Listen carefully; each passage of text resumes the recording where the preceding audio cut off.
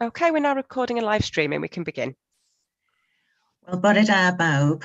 Benw I ydy'r cynghorydd Sue Lloyd-Williams a fi ydy cadeirydd y Pwyllgor Gwasanaethau Democrataidd. Dwi'n gallu cadarnhau bod swyddog y Pwyllgor wedi cynnal gwiriad sain cyn dechrau'r cyfarfod, felly dwi'n cymryd bod pawb yn fy nghlywed i'n iawn.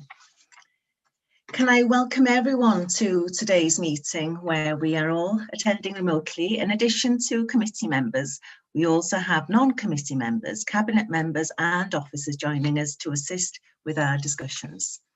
For those viewing the live stream recording, committee members are identified with an asterisk next to their name. The meeting will be recorded and live streamed and will be available for viewing after the meeting. The meeting will continue and a recording will be available through the Council's website following the conclusion of the meeting. Can I remind members that translation facilities are available and to choose your language of choice. If you wish to speak, please use the raise hand function. You can also use the chat facility, but please note that I may not be able to monitor the chat facility during the meeting. All microphones will be muted. If you have indicated your intention to speak, you will be invited to turn your microphone on. If you leave your device for any reason, can you please ensure you are muted and that you turn your video off. And we will now move on to the agenda for this morning's meeting. And the first agenda item we have is appointment of Vice Chair. Have I got any nominations, please? I have Councillor Peter Lewis. Councillor Peter. Well, thank you, Chair. I'd like to propose Councillor Joan Vaughan. She's proved an able stand-in when you've been unavailable. Thank you. Diolch yn fawr, Councillor Peter. Have I got a seconder? Happy to second. Diolch yn fawr, Cynghorydd James. Thank you. Have I got any other nominations? I have no other hands showing wanting to come in. So can we take that to the vote? Sally, dwi'n cymryd y bod i'n mynd I alw enw bawb allan ar gyfer y bleidlais. Ynddo. Diolch. Okay, yeah, so I'll read your names out. So it's for, against or abstain. So Councillor Chris Cater. Yeah, in favour. Councillor Samantha Cotton. For. Councillor Mary Doyle. For. Councillor Philip Evans. For. Councillor Pat Hebron. For. Councillor Gail Jones. For. Councillor Peter Lewis. For. Councillor Sue Lloyd-Williams. O blaid. Councillor James Lusted. Obliged. Councillor Anne McCaffrey. Lied. Councillor Liz Roberts. Obliged. Councillor Harry Saville. For. Councillor Sue Shotter. Obliged. Councillor Nigel Smith. Obliged. Councillor Joan Vaughan. For. And Councillor Andrew Wood. For. Yeah, that's unanimous, Chair. Thank you, Sally. Well, congratulations, Councillor Joan, and I look forward to working with you over the next 12 months. Thank you very much. Thank you. We will now, members, go on to the next item on our agenda, which is apologies for absence. Any apologies, Sally? Apologies received from Councillor Adrian Tansley. Thank you. And the next item we have is number 3, declarations of interest, code of local government conduct. Anyone wishing to make any declarations? No. The fourth item we have is urgent matters. I'm not aware of any urgent matters. Sally? No, not aware of any, Chair. Thank you. Diolch yn fawr. And we will now go on to item 5 on the agenda, which is to consider reports by the Head of Democratic Services on the following matters. And the first item we have is the Workwise COVID-19 Councillor Survey 2021. And you can find this between pages 3 and 24 within your PACS members. And I would ask Sian to take us through this. Sian, diolch yn fawr. Thank you, Councillor Sue. If it's okay with the Chair and the committee, I've just got a few slides that just to summarise the main findings of the survey. So rather than going through the whole survey, I'm just going to share my screen. Can members nod if they can see that? Yeah, smashing. Thanks very much. So the report and the attachment, I mean, it's a summary of the findings from the survey that was undertaken in March. And it's the second survey that we did. And members will remember that we reported on the findings of the first survey, and we developed an action plan, and that was reported to a previous meeting of the Democratic Services Committee. There are some comparisons where that's been possible, but just to note as well that there was some new questions within the survey, so not always possible. Oh.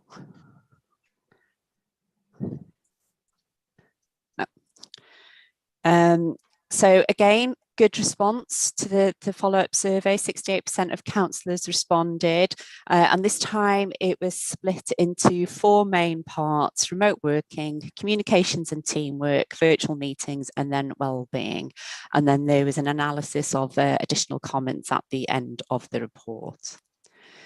Remote working, majority of councillors who responded hadn't attended a council office during the pandemic. 61%, which compared to 67% in the August survey. Those that had attended an office all felt appropriate measures were in place to keep them safe, which is an improvement on the previous survey when only 69% had felt safe.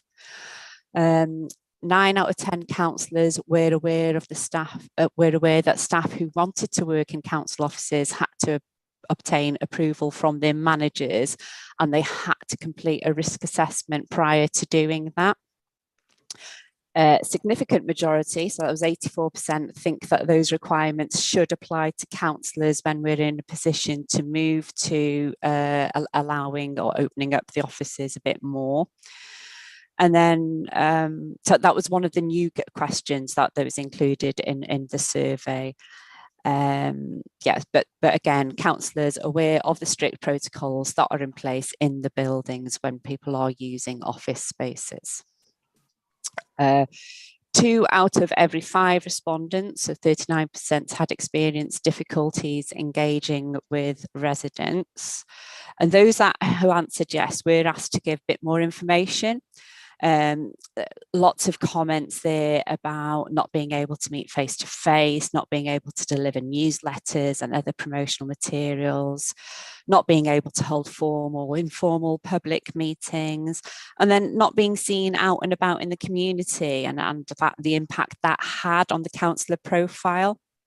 And then some comments about the mental health, the impact of the pandemic on mental health, making councillors and residents less inclined to engage with one another. I think the additional comments in the analysis at the end, it recognises that these difficulties are as a result of the lockdown restrictions, and it would be difficult for the council to do anything to improve on that at the moment. The survey also asked about challenges of working from home. The highest rated challenge was increased work pressure, which appears to have become more of an issue since the August survey, as it scored, the score rose slightly from 2.4 to 3. However, overall challenges listed were quite low rated. And there's been little change in the scores of the other rankings since the last survey. Again, reduced travelling is seen as one of the biggest benefits of working from home, followed by the associated saving of money. These were the highest scoring benefits of working at home identified in the August survey as well, so little change there. The only change in score and ranking compared to the last survey is for the question, it allows me to better work around my health, which increased its score from 1.8 to 2.5, so an improvement there. Highest values placed on interaction with staff and other counsellors, whether work-related or at a social level. And that was also the case in the August survey. Lunch or coffee with colleagues has edged up slightly from previous score of 2.8, and then access to IT equipment also saw a slight increase in score. In terms of productivity, there was a question, do you feel more or less productive now than before the pandemic? The balance within the positive scores has altered. A proportion of counsellors who feel that they have been more productive has risen since the August survey. That's good. And then almost 53% of counsellors were very happy or happy with the way they are working. So the positive response, which is actually an improvement on the August survey, which was at 45%. About 15% gave a negative response, so not really happy or they didn't like it, which was a decrease from the August survey. And then again, at the end of the survey, in the analysis of comments, more comments there about maintaining effective working relationships, noting the importance of face-to-face meetings when being asked to make difficult decisions, and others commented on the inability to form and maintain relationships with other counsellors and officers. Communication and teamwork. There was, so 7 out of 10 counsellors have felt effective working relationships have been maintained. But there was a new questions, there were new questions within the survey looking at communications at different levels across the council. So those are analysed side by side within the actual appendix. So yeah, it can't provide a comparison with the August survey because there were new questions, and they basically asked a series of questions before the work from home directive had been implemented, the early stages of the pandemic, and then more recently how counsellors were feeling with the communications. Virtual meetings, again, internet or connection issues and scheduling issues are the most frequently occurring challenges faced by counsellors. Both of those scored 40%. So scheduling issues, that's more about the back-to-back meetings and the lack of comfort breaks within the remote meetings, scored quite highly. Over a third of counsellors have had communication issues, and then there was 1 in 5 respondents who were still uncomfortable with video calls. There was questions then about how virtual meetings would work best for which meetings. Full council was the only meeting where a majority of respondents felt in-person attendance was the best format. Majority of respondents again felt digital or remote attendance would work best for things like member development and information forum. A 50-50 split between in-person and digital meetings for planning committee. But then again, for all other meetings, the majority of respondents supported at least some form of digital attendance, so a hybrid meeting solution. And again, there was some comments in the analysis about those that would work best with full remote attendance. And the ones that were mentioned were SPRs, informal meetings where you just wanted to bounce ideas of each other, and then meetings with partner organisations as well.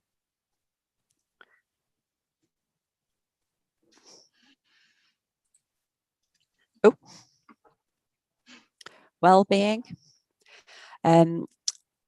Vast majority of counsellors said they had a support network, and that this network had helped them through the pandemic.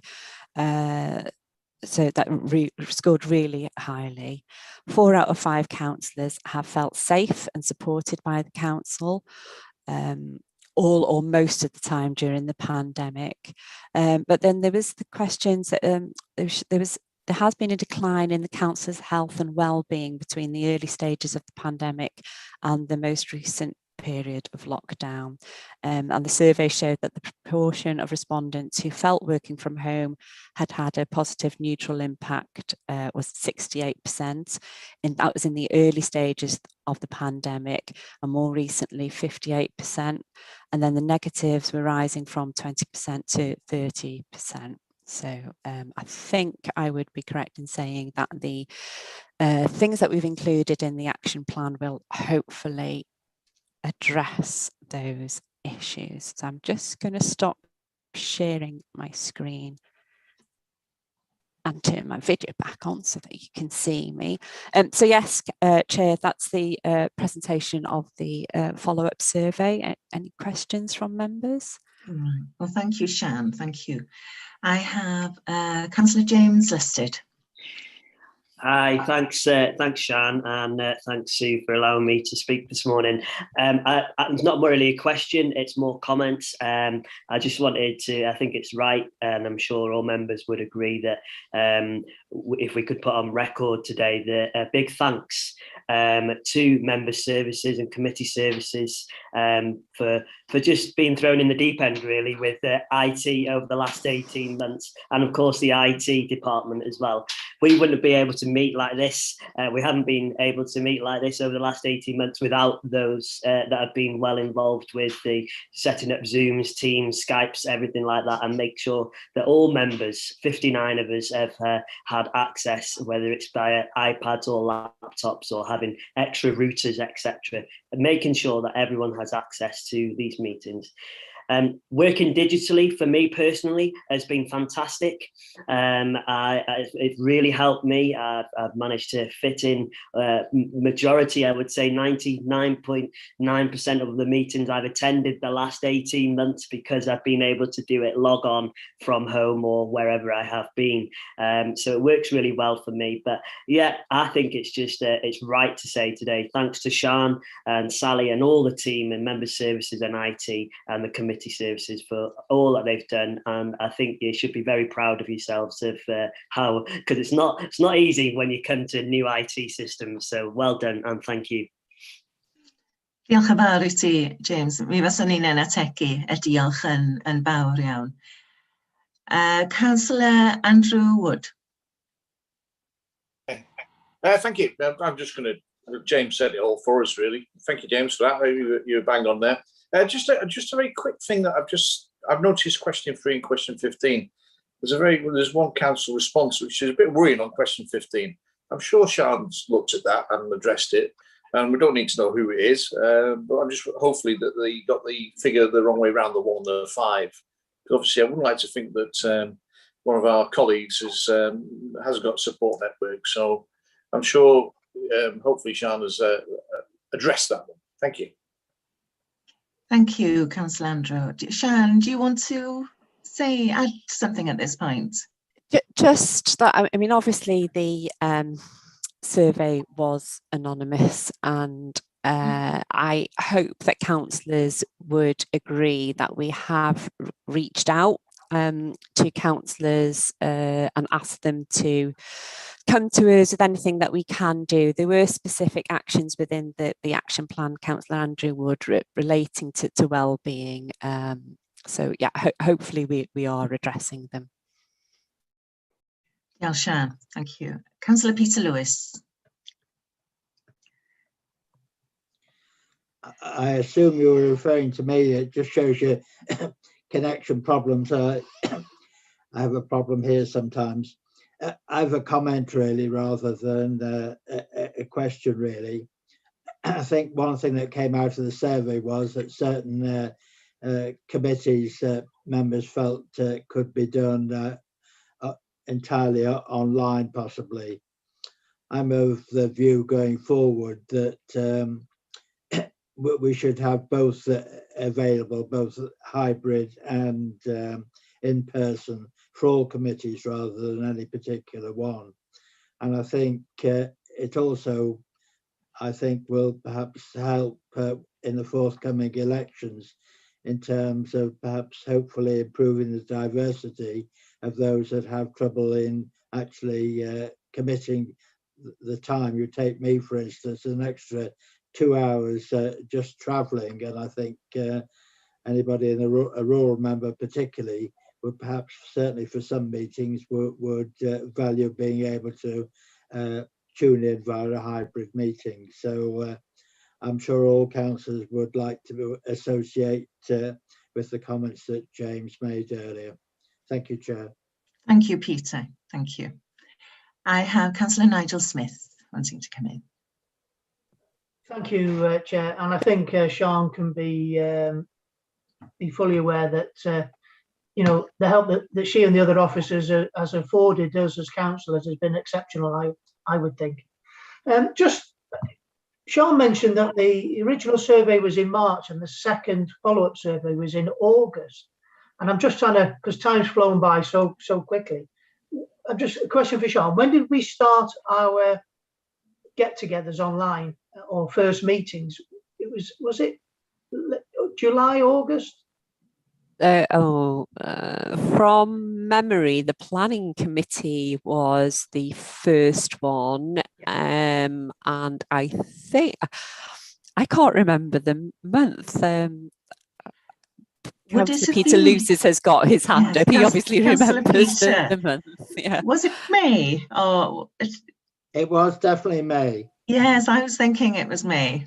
Yeah. Yes. So, and I think that just demonstrates how quickly we were able to move, because we were very conscious that we didn't want to stop the decision-making process in any way, and I know that our colleagues across the other local authorities were watching that first planning committee meeting that was being live streamed to see how it went and how they could follow suit, because we were all learning from each other, but someone had to take the first step. So pleased to say that Conway was able to do that, and it worked really, really well. Yeah.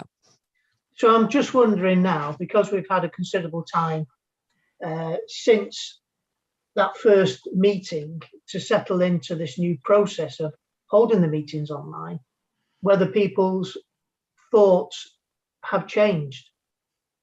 That's my question, really. We haven't done a survey since August. Then really we need to be looking at holding another survey. So it's the other way around. So the first survey was in August last year, and then the follow-up survey was March this year. And that's how we've been able to do the comparison. So the follow-up one was quite recent, and we did give sufficient time then for the new arrangements to have bedded in, basically. And it was good to see that the majority, is very keen on continuing with a hybrid meeting solution. And it was difficult for us. When we first did the original survey, we weren't quite sure what the legislation would say in terms of continuing with remote attendance. We're kind of touching on the next agenda item, is that we don't actually have a choice anymore. The legislation very clearly says we have to offer a hybrid meeting solution, but Rhian will cover that in more detail on for the next agenda item. Okay, thank you. Thank you, Sian.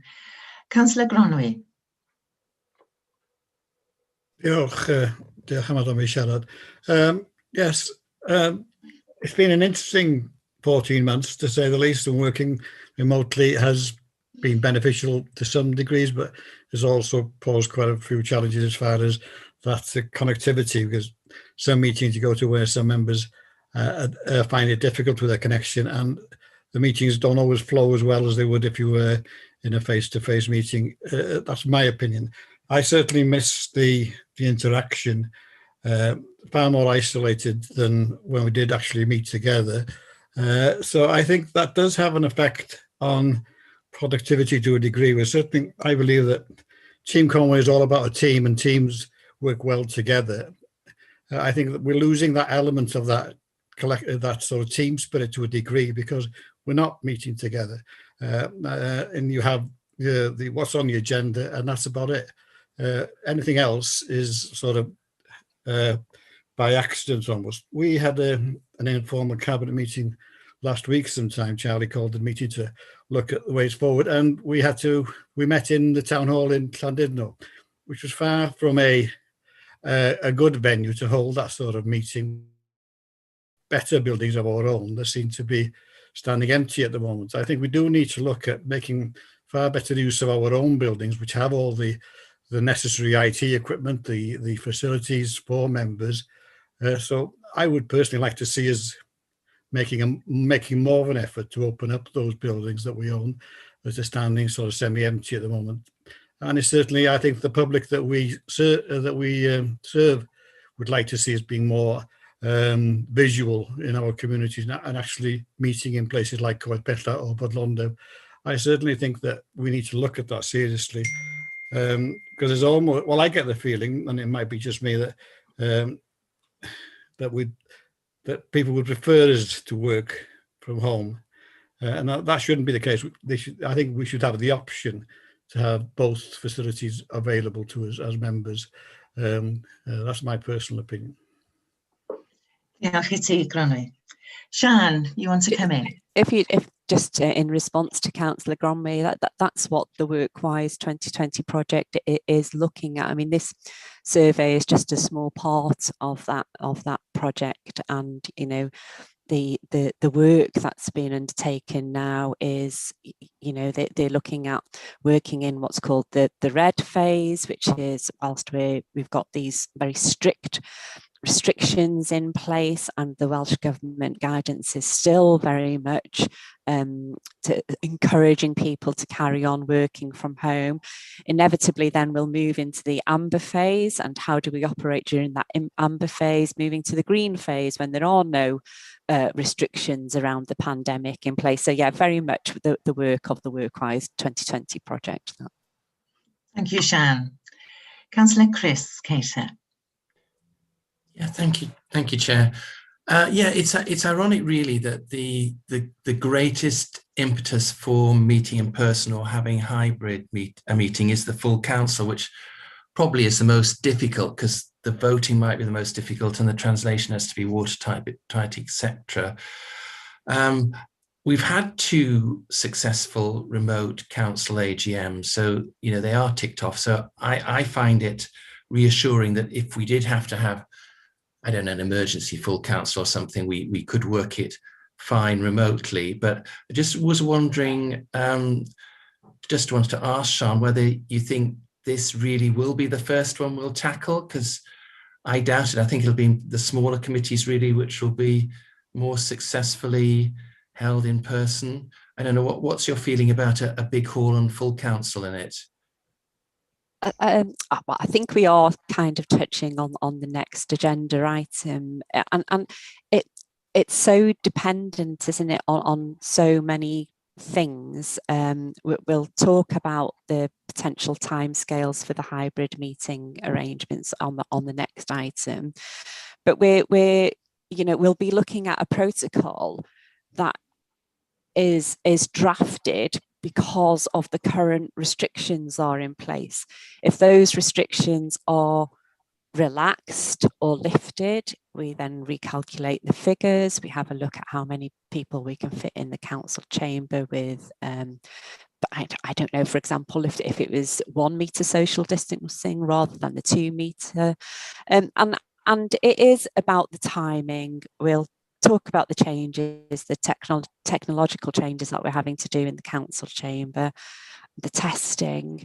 It will also depend, won't it, on our timetable of meetings. I think after the July council meeting, am I correct in saying that the next full council meeting isn't scheduled until October? So it may be better for us to test any hybrid solution with smaller committees. Yeah, it's as we go on to the next item, it will be very much, you know, what do councillors feel, what do they think is going to work best. We can't forget that chairing a hybrid meeting brings specific challenges, particularly for a full council meeting. Yeah, so it's very dependent on feedback from councillors and restrictions in place at that time. Thank you, Sian. Councillor Han. Thanks, Chair. I think my overall comments would be, I think we have coped tremendously well in terms of having to operate digitally. And I really take my hat off to our Democratic Services team.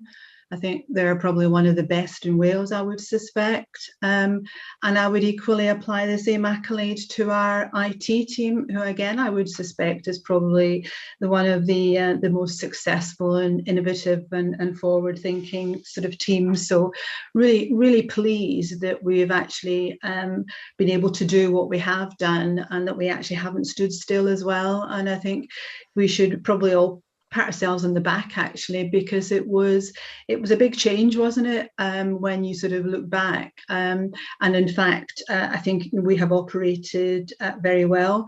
I think probably in some respects you could say there's some real successes out of it. You know, I think looking from my perspective, I think attendance seems to be much improved. Obviously it's much easier because you don't have sort of traveling times and so on, and in some respects you can be more productive in terms of prepping as well for a meeting because you haven't got those sort of travel times. I mean, as human beings we obviously will miss interaction, won't we, and digital is not like face-to-face, but that's just something that's a change and something that, you know, as we go forward and things change, that we can blend.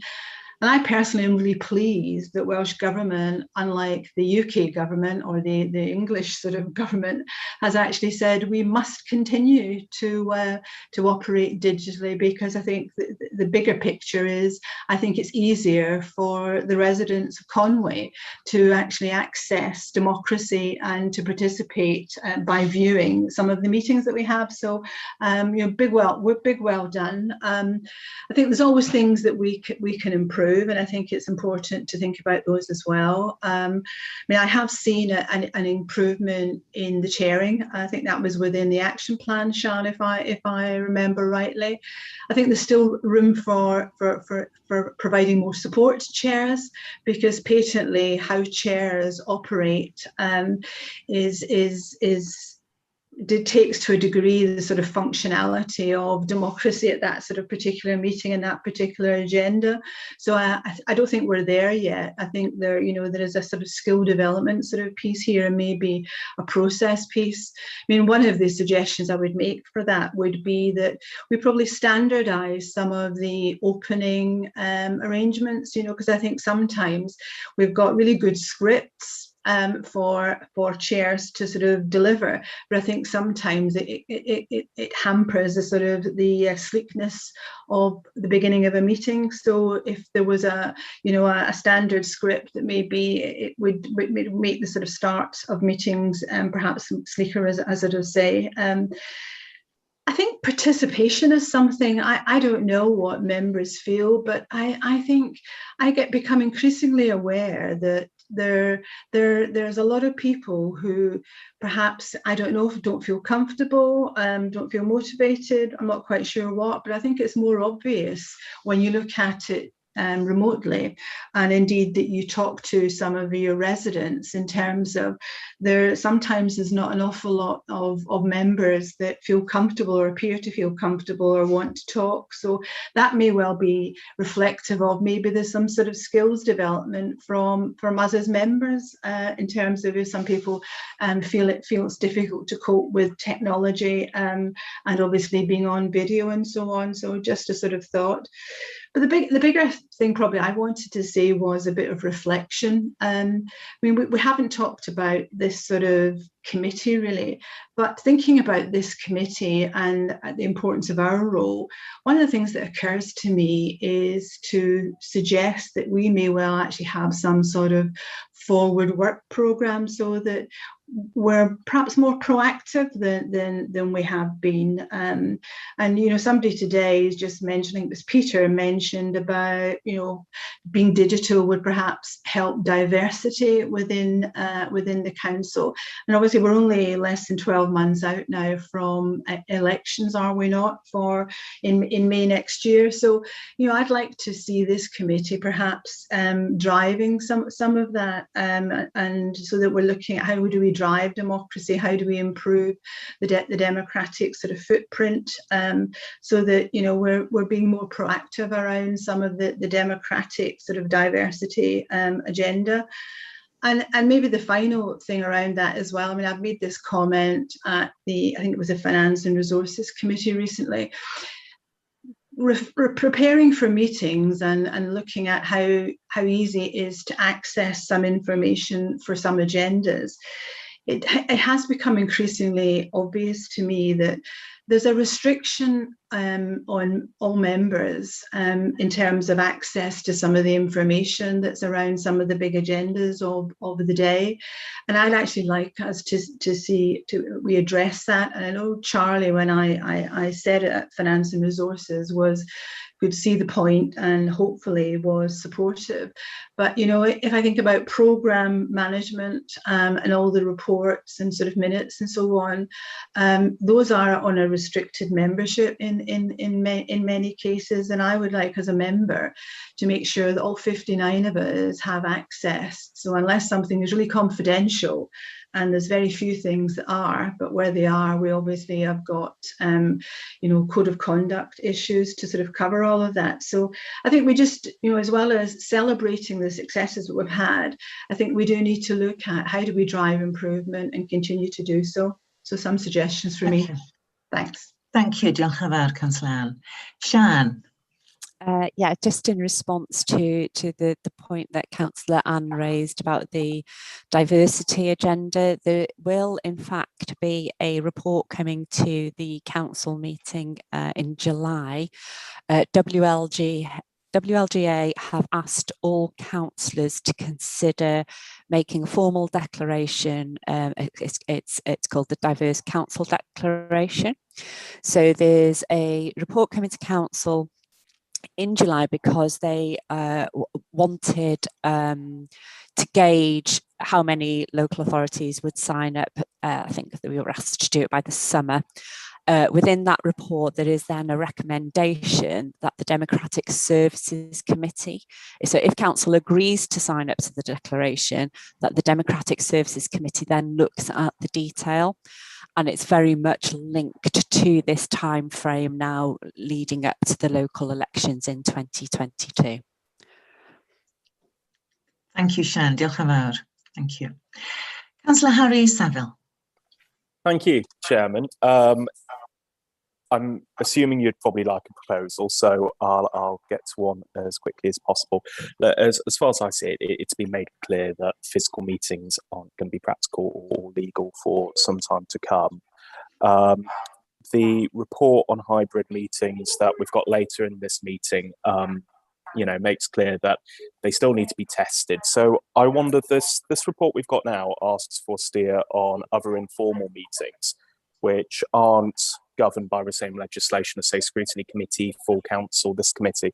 So I wonder whether or not it'd be sensible for us to just note this report for the time being, and as restrictions are relaxed, officers can revisit this and ask for steer when we know whether or not a hybrid solution works, or know whether or not we can attend things like SPRs in person. So I'd just like to propose that we note the report. Thank you, Councillor Harry. Diolch yn fawr. Thank you. I've got two other speakers before I look for a seconder for your proposal, Councillor Harry. So, Councillor Pat Hebron. Thank you, Chair. The conversation or the discussion has moved on slightly from when I first put my hand up. But just going back to the diversity point that Councillor Ann, Councillor Peter picked up. I, for one, I've got another job, and the virtual meetings have helped me so much in terms of my time management, in terms of travelling. Actually, sometimes I used to go from work and get the bus to Budlondo, so it used to be quite a struggle for me. But the virtual meetings have been excellent from that point of view. And also from a women's perspective, and hoping we'll get more diversity from in the future, it really helps work-life balance this. If you had a family, it would be brilliant if you could link on using the virtual process. Thank you. Thank you very much, Councillor Pat. Diolch yn fawr. Councillor Nigel Smith. Yeah, just thinking about the comments that's been made, and I firmly believe that there is nothing that we can't do online that we did previously. You know, businesses, meetings are for business. We can have our group meetings. We can organise meetings of members, of group leaders, of anything, and do it all online. I'm fearful of the fact that we may lose the benefits that we've gained through this process of holding meetings online. And I was quite shocked initially with Welsh Government saying that we have to hold hybrid meetings. But I think it's more about the fact that when we're making decisions, that everybody is there and is able to get a good internet connection and have their say and their vote on the day. Pat's just mentioned, Councillor Pat Hebron, about how it's made her life easier. And I think it will enable more people to get involved into democracy and to say that I could put my name down to be a councillor because it's not as tying as it used to be. So I think we really need to take advantage of all the benefits of online meetings and don't look back, always look forward. Thank you. Absolutely, Councillor Nigel. Diolch yn fawr. Well, a lot of good points made, and we've already had the proposal, which was made by Councillor Harry, to note the report. I will now look for a seconder. Have I got a seconder? Councillor James Listed. Diolch yn fawr iawn. Before I take it to the vote, can I just express my great thanks to you, Sian, and the team, and of course the IT team as well, as has been noted previously. Where would we be without you? I've said it on numerous occasions already. Our thanks to you is enormous. Felly diolch yn fawr iawn. Now I will take it to the vote. So members, we are noting the report proposed by Councillor Harry, seconded by Councillor James. Could you please show your support, please, members? Diolch yn fawr iawn I chi. That has been carried. Diolch yn fawr iawn. Now, members, we will go to the next item on our agenda. So 5.2, and this is the hybrid committee meetings, the draft protocol. And this can be found between pages 25 and 37 within your report pack. And Sian, once again, can I hand it over to you? Rhian is going to lead on this one, Chair, if that's okay. Thank you. Rhian, croeso ti Rhian. I'm not sure. Diolch yn fawr iawn, Cadeirydd. I'm not sure that's a hospital pass, but no. To be fair, it's a pleasure to present this report really, and can I just also express my thanks to the team in terms of what they've achieved.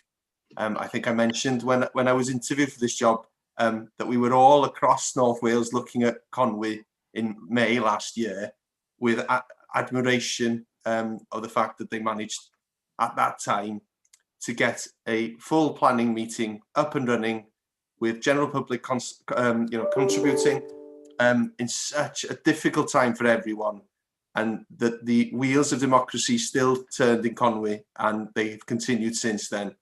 And it's been mentioned before, having a virtual council, full council AGM is remarkable, and we've come such a long way in such a short period of time, and it's all down to the dedication of the staff led by Sian, so much appreciated from my perspective as well. And then moving on from that, I think Sian will agree, going virtual was difficult, going hybrid is going to be very difficult. So I think you may gauge that from the protocol which is provided. As has been mentioned, what we do have now is we were running under coronavirus regulations for 12 months, which enabled virtual meetings. The Local Government and Elections Wales Act brought into legislation the ability for local authorities, or the obligation on local authorities, I should say, to make virtual attendance at meeting a necessity. So that's built on what's been done over the past 12 months and has brought into legislation the obligation on authorities to allow members and the general public to access virtually.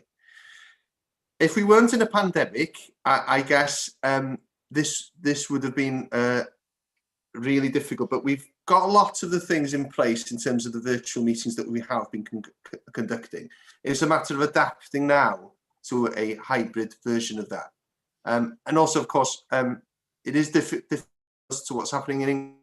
Face-to-face has commenced since the mid-May, although I understand that there have been quite creative ways of getting virtual meetings off the ground there, continuing to use them. But we're fortunate in that we have the mechanisms in place, and it's just a matter of adapting them, really. So we have a statutory obligation to do this, and to be fair, Sian and the team have been working tirelessly since before the new year, really, trying to get the technical side of it up and running. There have been problems, as you can imagine, with the providers in terms of they have to adapt as well. We have more than one provider in terms of our technical equipment. So that's been a challenge, and it's been a challenge for all authorities across Wales. And as you can imagine now, all authorities also trying to comply with the requirements of the Act and trying to get these companies in to do the work in their chamber. But we're fortunate, work has commenced with our digital aspects of our cameras and so on in the chamber. That's continuing. We are having continual discussions, and we're hoping to resolve that quite quickly now so we can crack on and start testing the system. So that's the technical aspect. So we will get that sorted. And again, thanks to Sian and the team for moving that agenda onwards.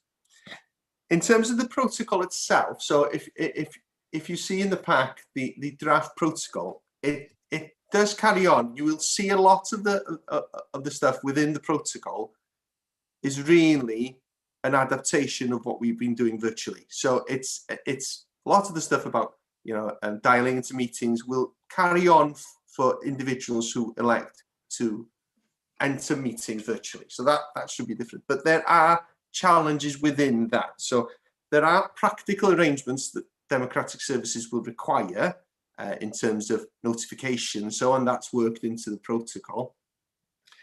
And there's certainly an issue in terms of chairing.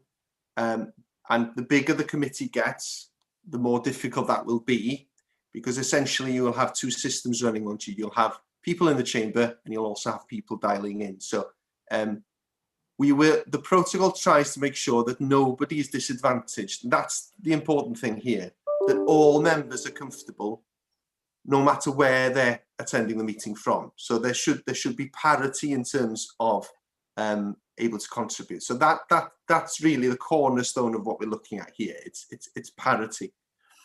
But of course, we've also got, in terms of, Sian mentioned the amber stage.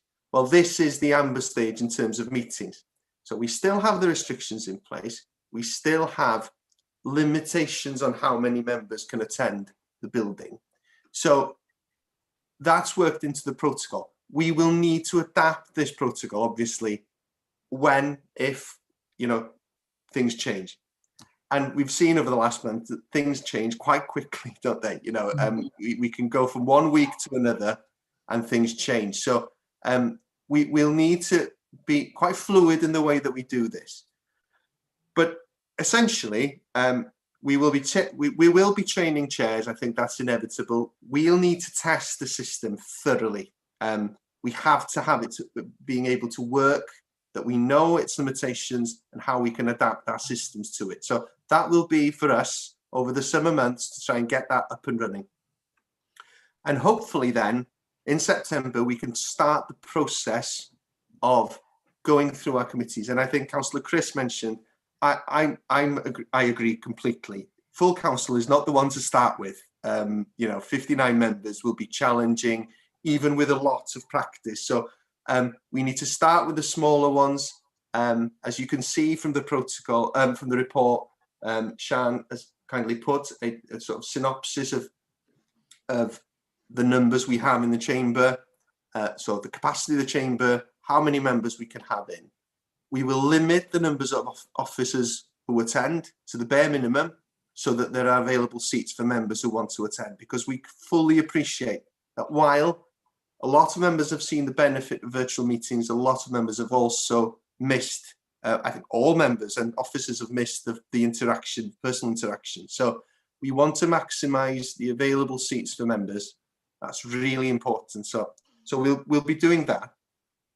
So one of the things that we will have a challenge with, of course, will be who goes to the chamber and who remains at home in the amber stage of this. So from the majority of the meetings you will see, for meetings where we have 12 members, 10, 12 members, everyone could attend the meeting in person if they wanted to. In committees of 19, you will have 15 seats available, so there will be a need to dedicate those seats to groups. And as you can imagine, that's something that officers really, don't want to be involved. It'll be a matter for the groups to decide who will be attending that one. I think that's the fair way of doing it. And you, as your group leaders, I'm sure already discussed some of this, and we did consult a really good session with the group leaders on this. But they will then go through whatever criteria they think is fair in order to identify who will be attending and who will be dialing in. As I say, for the smaller committees, it's not that much of an issue, because I'm sure some members will want to dial in. For full council, you know, when you have 15 available seats for 59, that may prove difficult. So that's something we'll have to consider. So we'll be working through that over the summer, and we'll get a programme in place. But what we want this morning really is your views on the protocol. Is there anything that you think we've missed? Is there anything that we can improve? There are certain elements which we will have to have in place and working absolutely 100%. So translation is one. How will that work?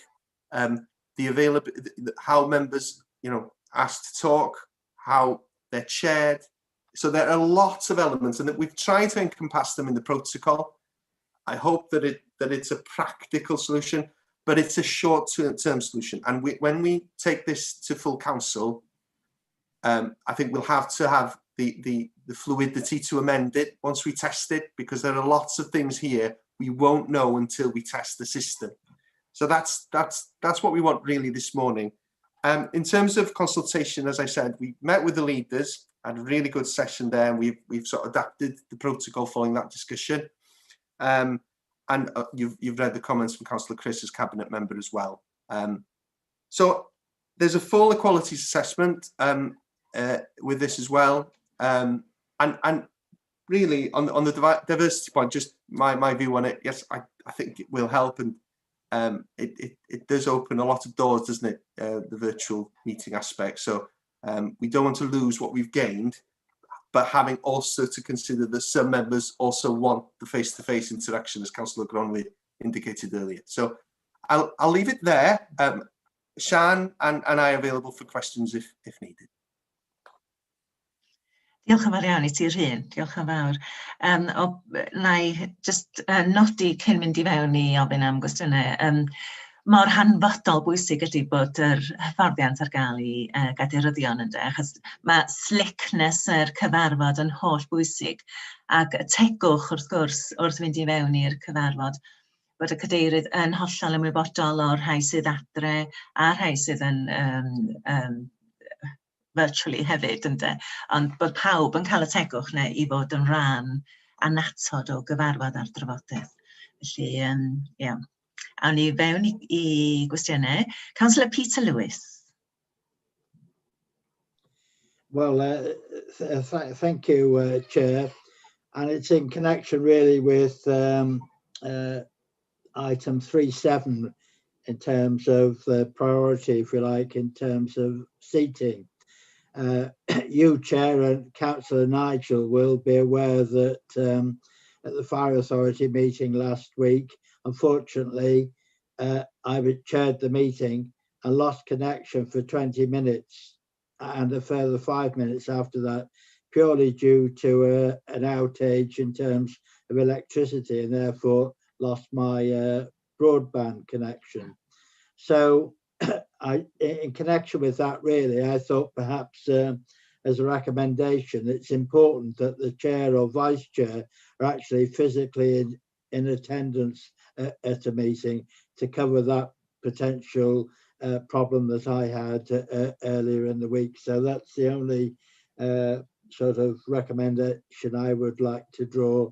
Otherwise, as far as I'm concerned, the protocol has covered all the issues I would have. Thank you. Diolch yn fawr, Councillor Peter. Thank you. Councillor Joan Vaughan. Thank you, Chair. Peter's just said the very thing I was thinking. I think it is important that we have the chairman and the vice chairman physically in the building. I have no problem with the suggested criteria for the allocation of seats.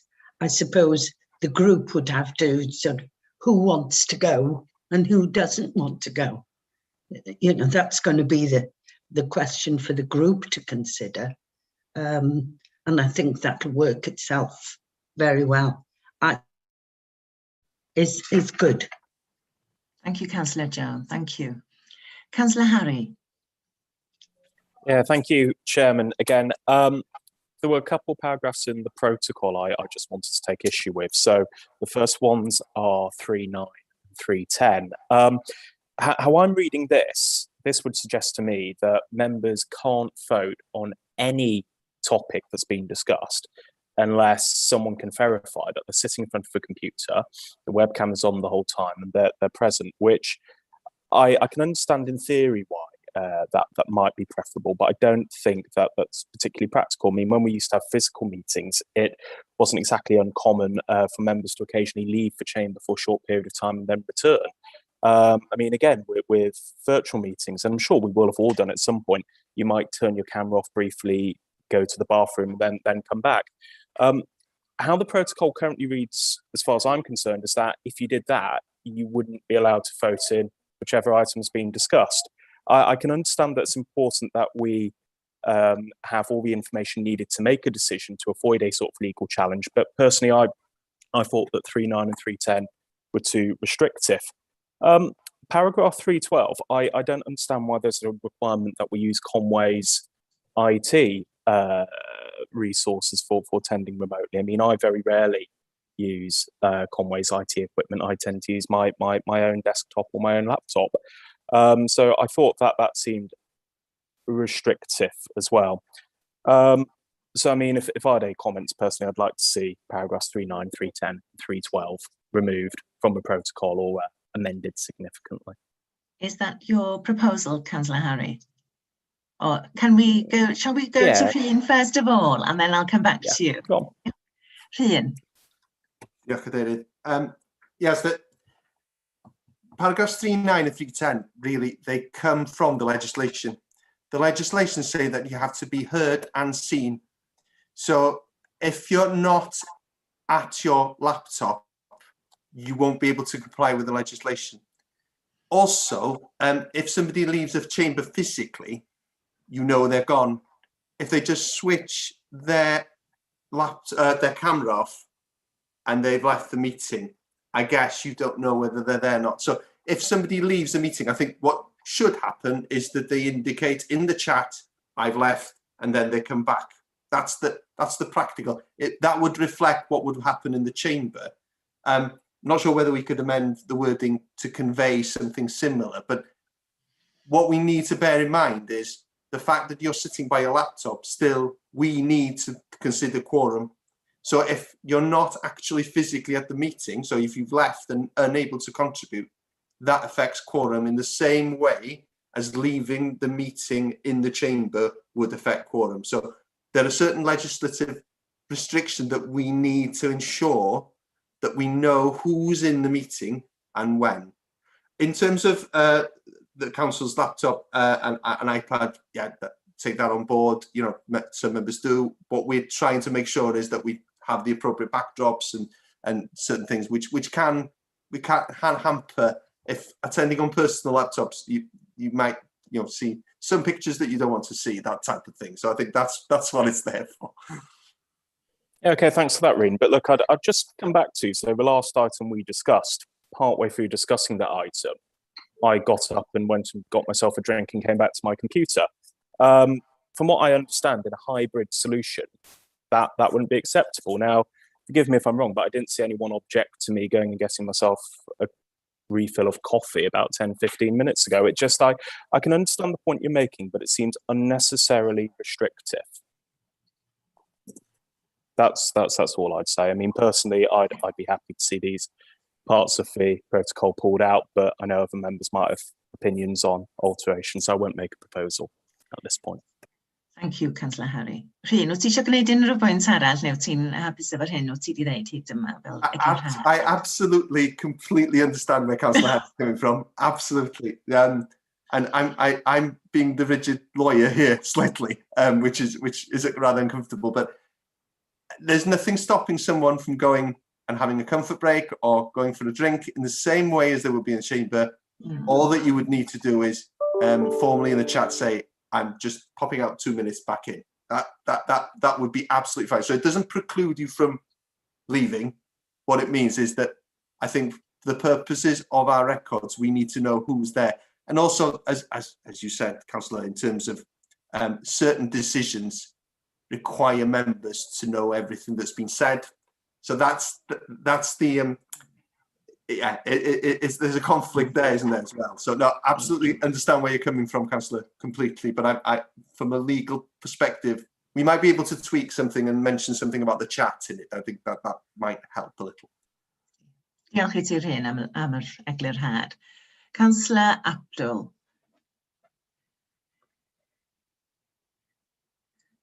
Councillor Abdul. Well, for allowing me to speak. I think Councillor Harry has also already mentioned the concern I have regarding using personal device. Now, and I have a personal experience on that. I don't have any Wi-Fi at my workplace. Well, we used to have, but we haven't. So I use my iPhone and personal data. And that's allowed me to be in the meeting. Now, does council want somebody to use their data and still attend, or would they prefer to put the apology because they can't attend? And that is quite a serious concern, because I rather use my own data, own device to contribute on the meeting, or the other option is put an apology in. So that's something I think needs to be in consideration, regardless of whose device it is, as long as it's safe, secure, because we all got password and everything, then I think we should allow everyone the freedom of attending for that reason.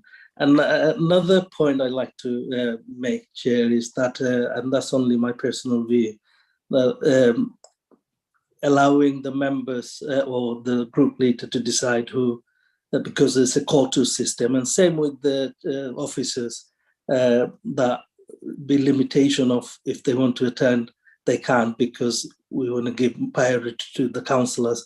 Now that's, to me, is a bit unfair, and I think we should give people the option to attend if they want to. But I get it, there's a technology problem, but if we were to have, say, 3 hubs, and we already got Llandrist, and then we got the Botlandeb, and we got the Coed Pechla, surely we can make facilities, and as Councillor Ann mentioned, the IT department and everyone's been great, and we can adopt Shan and our team. Maybe if we have 3 hubs and have 3 different groups and they have the option where they want to attend, then everybody has that option. And if Welsh Government is asking us to trial the hybrid, then they should bear the cost.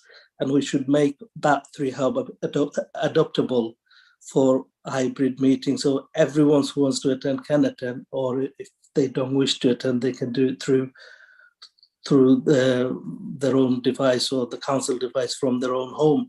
But what Councillor Peter Lewis said is that if you do that, then if you do decide to participate from your home, then you have the risk of losing the connection.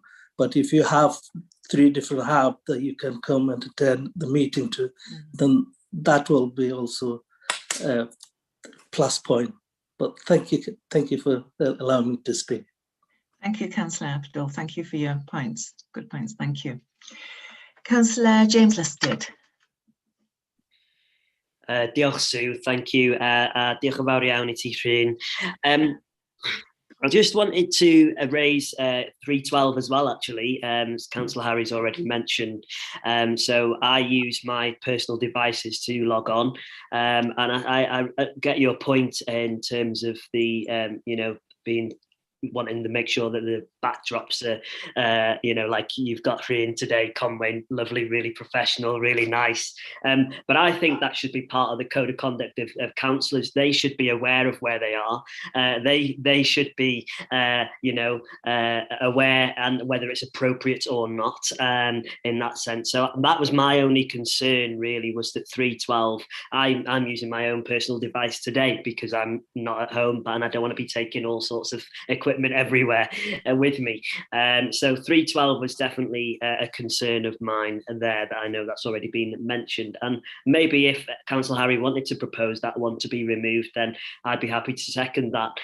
My other point was, and I'm not sure whether this is the right forum to talk about this one was, but I guess it depends on whether it's hybrid or in person. But as already been mentioned today, in the next 12 months, there is another election. And we've been touching on diversity and equality as well today. And let's say if we had public viewings of these meetings as well, or public attendance at hybrid on digitally. What if we had somebody that was visually impaired, or somebody that was maybe a hearing impairment, would it be our responsibility as Conway to provide somebody to do some British Sign Language, or maybe some subtitles and those sorts of things, or maybe audio descriptive type things? That's a big question. You might not know the answer. Happy to leave it in the drawer and revisit it. But I'm just thinking, if we're looking at this now, it's probably a good time to mention those sorts of things as well. Diolch I ti, James. Rhyn, wyt ti eisiau gwneud unrhyw sylwad? Yeah, diolch yn fawr. Yeah, thanks for that, Councillor James. In terms of the 312, I think we can look at maybe adapting the wording there so it's not as absolute, because at the moment I take the point in terms of it says that you must use, and sometimes the only thing we just need to check in terms of our IT policy. I don't want to say anything here and go that's not in accordance, or I'll be waylaid, I'm sure. So, but we can look at the wording maybe and soften the wording slightly so that it's not quite as absolute. And on the diversity point and this visual impairment, I think that's something we definitely need to consider. We'll have a look at that. We have a equalities assessment, but that's something I'm really grateful for you picking that up, actually, because it sort of helps us. So we'll certainly pick that up. Thank you. Diolch I ti, Rhyn. Councillor Nigel. Thank you, Chair.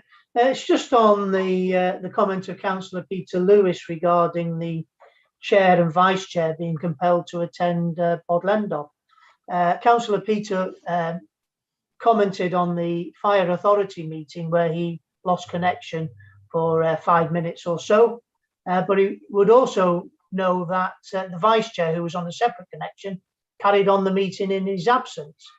I'm just mindful of the fact that if we compel people to attend Bodlendop, if there's an outage there, then there'll be no meeting. And I'm also mindful of the fact that we shouldn't be compelling anybody to attend a meeting if they don't wish to in person. I don't think that's the whole idea of the Welsh Government bringing the hybrid meetings forward. So I'm just concerned about that. Thank you. Thank you, Councillor Nigel. Rhyn. Yeah, diolch. I was going to come back on that one actually. We can't compel chairs to attend because the legislation states that we must allow any member access remotely. So we wouldn't be able to compel chairs. What we've tried to do in the protocol is make sure that there are seats, that the chairs have priority, so that the chairs can attend. I guess it will be easier for chairs to undertake the role in person, but we can't compel that. So you're absolutely right, Councillor Nigel. You know, it's something that we must consider, and it's something that the protocol tries. So losing connection is something the protocol tries to address in terms of, you know, adjourning the meeting for a while to get connectivity if there are significant numbers of members who are unable to attend. And as you say, Councillor Nigel, you know, you could have that problem in Bodlondeb, I guess, which would mean the meeting coming to a stop completely. So, yeah, so we've tried to be, you know, giving them seats in the room is something that I think is right. You know, that they should have the option of being in the room and they should have priority in that respect. But you're absolutely right, we can't compel. No, and I'm also mindful of the fact, Rhyn, that you know, we've got this Delta variant, which might be contracted by a chair or vice chair, but they would still be able to host the meeting quite adequately whilst they're isolating at home. So yeah, thank you for any of it. Thank you, Councillor Nigel. Thank you. Councillor Philip Evans.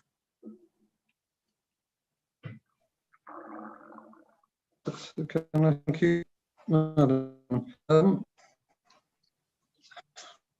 All this is an aside to all the comments have been made. The legislation that Mr. Upgareth refers to, of course, applies to town and community councils as well. I'm not sure how many of them are fully seized of that at the moment. And I was wondering whether training is going to be provided to clerks of those councils, because clearly it's yet another onerous matter that's been imposed on the minor authorities with their very limited resources. Anyway, be that as it may, I want to comment on, as you probably wouldn't be surprised if I did, is Annex 1, in particular relating to licensing subcommittees. And there are a number of issues here that I feel I have to raise. I think, with hindsight, Madam Chairman, it would have been extremely useful, if not appropriate, for consultation to have taken place with committee chairs before this document was circulated. I did make certain comments to my group leader on its content. I don't know how far they were received, but there we are. If we can turn to bullet point 1, quorum, LSC of 2 members sitting at all times. Well, the legislation provides that the subcommittee consists of 3 members and the quorum can be 2, but it would be singularly ill-advised for any contentious decisions to be taken by 2 members, which in the case of dispute between the 2 members effectively means it would be the chairman's decision solely on a contentious application.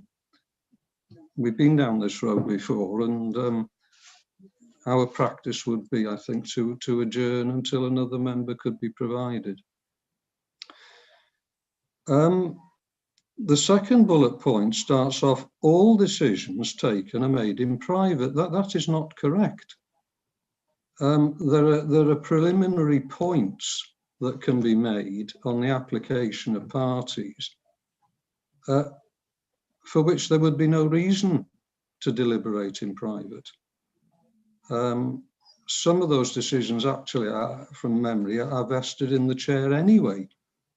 So that is not right, that bit. Now, there's reference in bullet point 3 to interested parties. That term doesn't apply anymore. And representations are not representations, they are relevant representations. That is a very important point. At the end of that bullet point, there is reference to a moderator. Now, I can't see any reference to a definition of moderator, and I think that needs to be clarified. I would have personally thought that the moderator of a meeting was actually the chairman. I stand to be.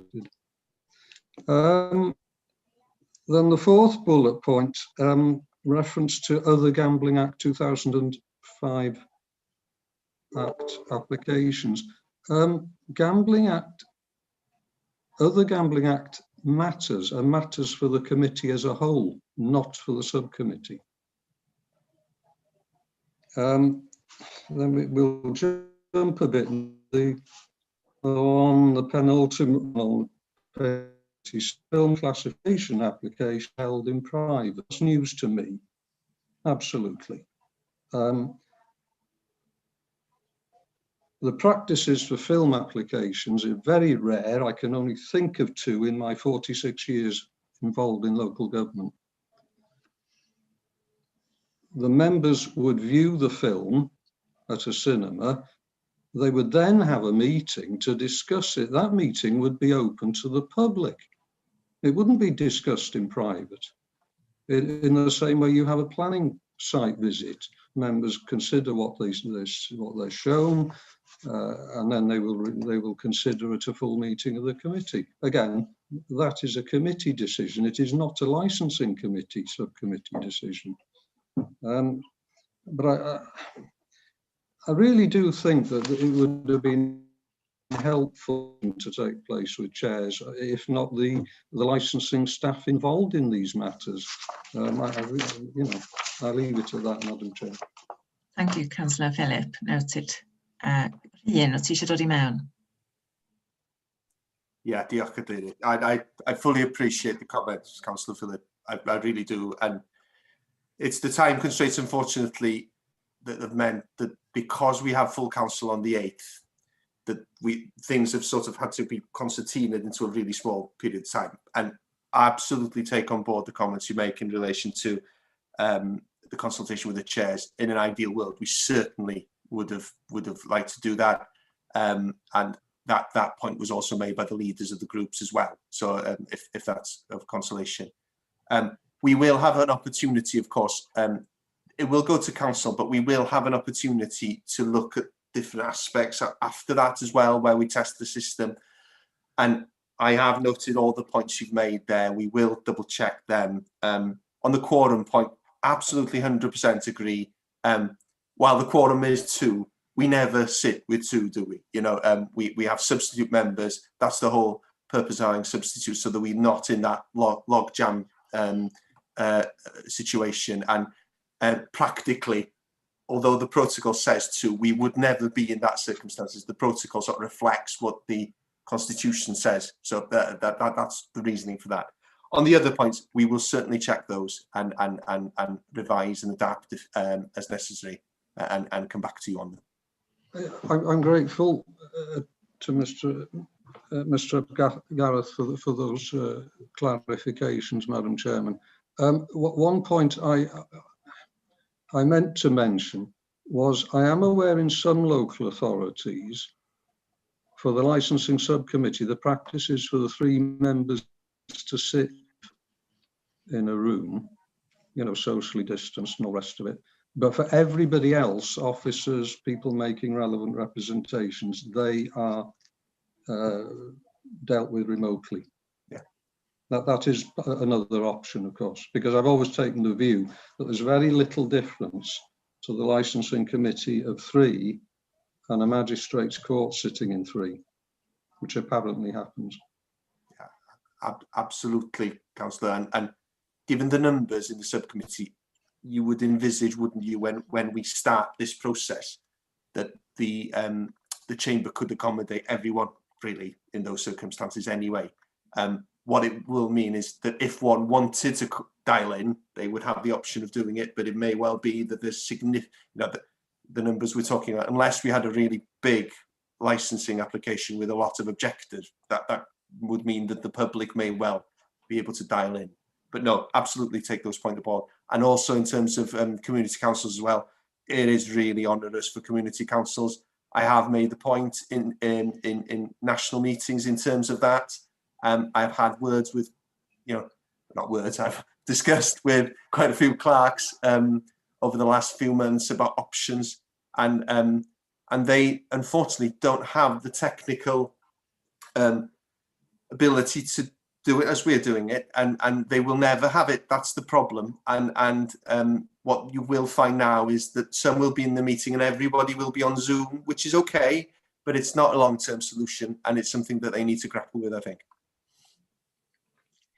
Diolch I ti'r hyn, and thank you, Councillor Philip, for your wealth of experience in these matters and the points that you've raised this morning. A diolch I ti'r hyn am y cadarnhad bod cywirteb yn mynd I ddod allan o edrych ar hyn eto. Councillor Sue Shotter.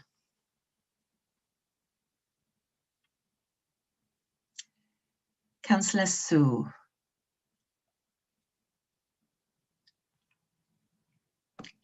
Diolch, Councillor Sue. Diolch, Chair. Sorry, I'm just going to go back a little bit as well, because the meeting has moved on slightly. I absolutely agree with the input that Councillor Harry and Councillor James had said. And also, I have no idea how to put a professional looking backing onto my iPad. 314 is a good idea. I have no idea regarding my mic. You're telling us things that I have no experience on what to do. And I suspect there are a few other members like that. I can see some home pictures and everything. We've got no idea. And yet here this is coming forward where we're going to have to be quite savvy in what we do. Also, I have to admit, I went out to get a jacket. I'm in this room. I'm actually in this building on my own. I have my door open. It's all this is coming forward, and it's a lot to take on board all at once. There really needs to be something to guide us. Thank you, Chair. Noted, Councillor Sue. Absolutely. We are looking at having sessions. I know Sian and I are in the process of looking at some dates for us as members to have bite-sized sessions, which we've already discussed. I think that's imperative going forward, and it will give us the confidence as well as members. It's the little things that, it's all part of the bigger picture, isn't it, Councillor Sue? So definitely it's on our radar. I think maybe that should be brought in along with that there is going to be training for this. So we're not all reading this thinking, oh my goodness, how are we going to deal with this? Because unfortunately, because we're all in our own little bubble while we're on Zoom, it's not like we have a network that we can approach really to show how these things are going to go forward. So it needs to be a little bit more in depth.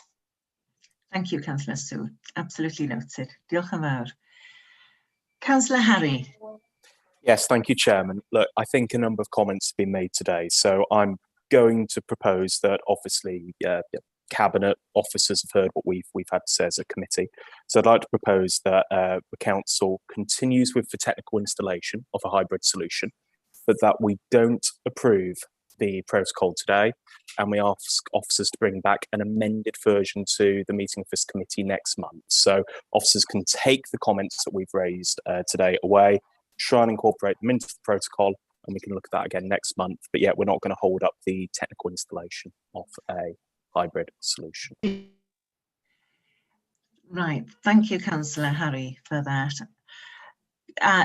Well, I've got Rhyn and Sian wanting to come in. I think Rhyn just pipped you to the post, Sian, slightly, so Rhyn. You've heard quite enough from me. I think it would be refreshing if you heard from Sian. Oh. Sian. We were probably going to say the same thing. It's all about the timing issue, though. We can make the amendments to the protocol following the comments from the Democratic Services Committee, and that revised version can go to Council. We can circulate it in advance if committee members want to see what amendments have been made. It's just that it's because the timing of the council meeting. So we've got the July meeting, and then we don't really have another one scheduled until I think it's October time. And we need this protocol agreed in order to start running with the hybrid solution and doing the testing, because our hope is to get this after a lot of testing operating from September onwards with some of the smaller committees. So the timing suggested by that proposal may not quite work. So it's whether Councillor Harry would be happy with us making amendments, circulating, and a revised version going to council in July. Councillor Harry, would you be? I'd have no problem with that. But if we think the council meeting's on the 8th of July, isn't it? You're giving yourself only a few days to complete that work. I get that after the next full council meeting, the next scheduled one is October. Could we not have a special meeting if needs be? I mean, I'm personally quite flexible about the process, but I think that the comments made today do need to be noted and need to be incorporated into this protocol. And, if you're happy that, you've got the time to do that before you take this to full council, that's fine. But you seem to be giving yourself quite a short time window to do that.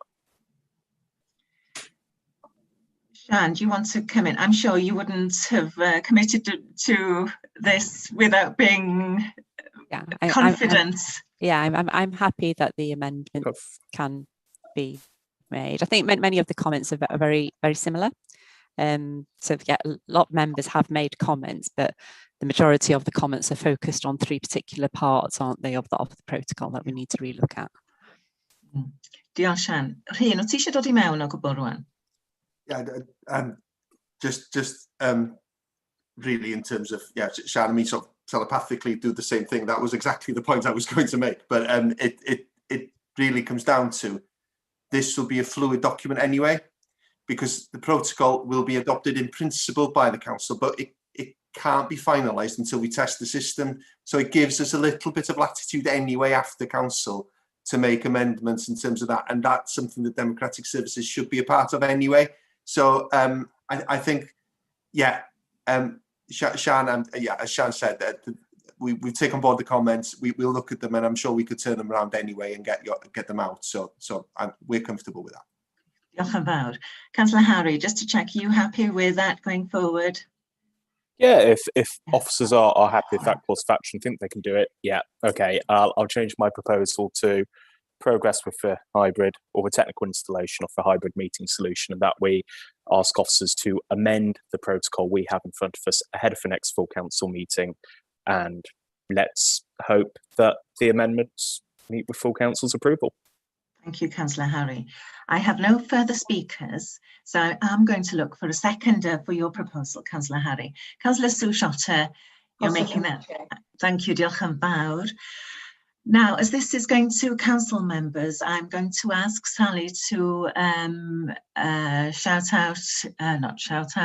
for your names, but ask for the votes. You can tell I'm thinking in Welsh, but the words are coming out in English. Felly, Sally, fysa ti'n gofyn wrth yr aelodau? I will try not to shout. Thank you. So it's 4 against or abstain. So Councillor Chris Cater. Obliged. Councillor Sam Cotton. 4. Councillor Mary Doyle. 4. Councillor Philip Evans. Obliged. Councillor Pat Hebron. Councillor Pat still here? Sorry. Obliged 4.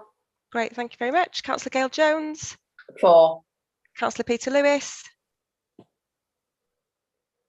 Sorry, I can't hear you. Can you hear me now? Yes. Yep, Councillor Peter Lewis. 4. Councillor Sue Lloyd-Williams. Obliged. Councillor James Lusted.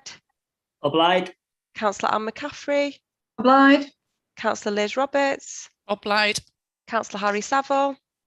4. Councillor Sue Shotter. Obliged. Councillor Nigel Smith. Obliged. Councillor Joan Vaughan. 4. And Councillor Andrew Wood. 4. Yeah, that's unanimous, Chair. Wonderful, thank you. Diolch yn fawr iawn I ti, Sally, and thank you for not shouting. Thank you. Well, members, thank you so much for a really, really useful, good discussion this morning. Lots of good points made. I I can only wish you, well, I would have wished you a safe journey home, wouldn't I, if we were meeting face to face. But you take care, members. It's been wonderful to see you, and I will see you soon. A diolch yn fawr iawn I chi